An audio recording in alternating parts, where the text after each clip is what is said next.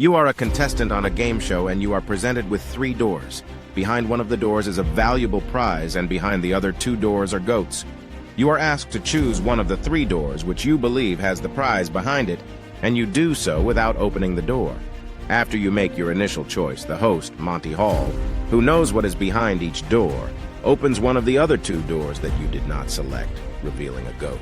At this point, you are given the option to either stick with your original choice or switch to the remaining unopened door. The question is, what should you do to maximize your chances of winning the valuable prize? Should you stick with your initial choice or should you switch doors? Or does it even matter? Our story begins in the late 1950s when a television producer named Stefan Hattos, inspired by a real estate problem, decided to create a new game show. As Hattos and his team brainstormed, they stumbled upon an age-old puzzle known as the 3 prisoners problem. In this scenario, 3 prisoners are facing execution, but one of them is secretly pardoned. The twist? The prisoners don't know who's been pardoned and must make a collective decision to save themselves. This tantalizing tale of probability and human decision-making was the seed that would eventually grow into the Monty Hall problem. Now, Hattos needed a charismatic host to bring this brain-bending game to life. Enter Monty Hall, a charismatic Canadian-born television personality with a knack for engaging audiences. With his signature grin and gleam in his eye, Monty was the perfect ringmaster for this cerebral circus. The show, aptly named Let's Make a Deal, made its debut in 1963, and the Monty Hall Problem was born.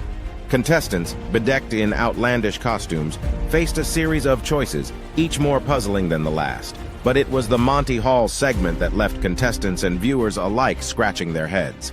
Imagine a quantum twist to this problem. Instead of just 3 doors, there are an infinite number of doors, and each door simultaneously contains a cheeseburger and a goat until it's chosen. As contestants make their picks, doors collapse into definitive states. Monty reveals a goat behind one of the unchosen doors. In this quantum scenario, does your choice to switch or stay matter, or is it all probabilistic chaos? From a probabilistic standpoint, you should always switch doors if your goal is to maximize your chances of winning the prize. Here's why. When you initially choose a door, there is a 1/3 chance that you have chosen the door with the prize behind it, and a 2/3 chance that you have chosen a door with a goat behind it. When Monty reveals one of the other doors with a goat behind it, it does not change the fact that there is still a 1/3 chance that your initial choice was correct, and a 2/3 chance that it was wrong.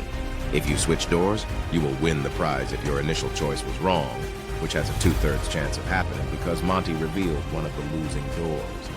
However, if you stick with your initial choice, you will only win if your initial choice was correct, which has a 1/3 chance of happening. In summary, by switching doors, you increase your chances of winning from 1/3 to 2/3, which is a counterintuitive result for many people. This problem is a classic example of conditional probability and has been the subject of much discussion and debate in the field of probability and statistics. It is often used to illustrate the importance of understanding conditional probability and making informed decisions based on available information. Liking the video so far, consider dropping a like and subscribing to not miss this kind of videos in the future. From a philosophical perspective, one of the central philosophical questions posed by the Monty Hall problem is the interplay between determinism and free will. Some may argue that the outcome is predetermined by the initial selection of a door, and therefore, switching or sticking with the choice doesn't matter.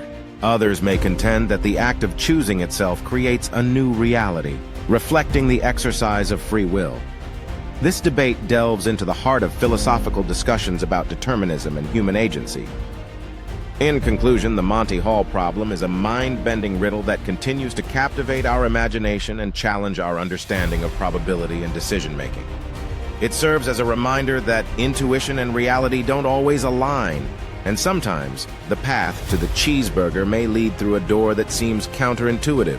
So next time you face a difficult choice, remember the lessons of Monty Hall, the man who turned goats and doors into a perplexing paradox that leaves us pondering long after the game is over.